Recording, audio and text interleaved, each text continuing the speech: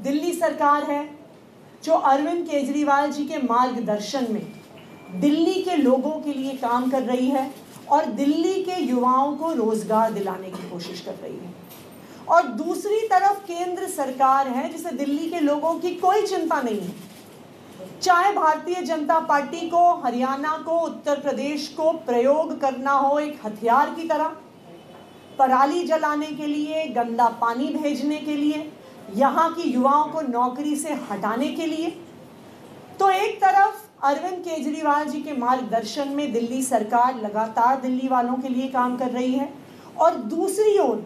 Bharatiya Janata party की केंद्र सरकार, उनकी यूपी सरकार, उनकी हरियाणा सरकार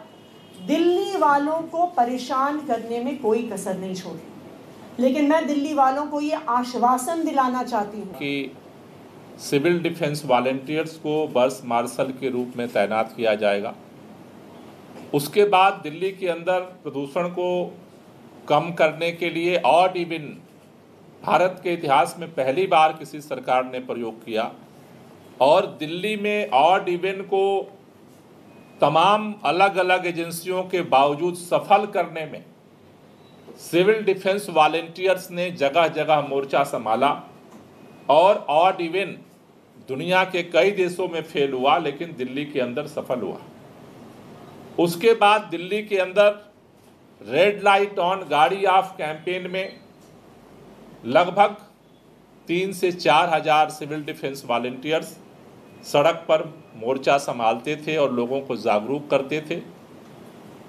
लेकिन रेड लाइट ऑन गाड़ी ऑफ के कैंपेन से सिविल डिफेंस वॉलंटियर्स को पहले हटा दिया गया, फिर बर्स मार्शल से उनको हटा दिया गया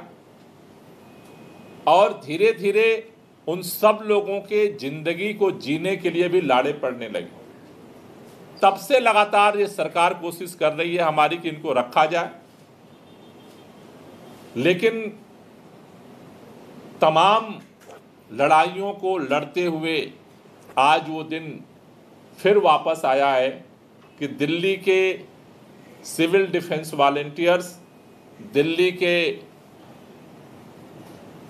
ग्रीन वॉरियर बन करके अब सड़क पर उतरने जा रहे हैं। और हमें इस बात का भरोसा है, जैसा अभी आतिशी जी ने कहा, कि अलग अलग फील्ड में, चाहे वो जन जागरूकता का काम हो, चाहे इन्फोर्समेंट का काम हो, चाहे ग्रीन वार रूम से इम्प्लीमेंटेशन का काम हो, चाहे अलग अलग बॉर्डर्स पे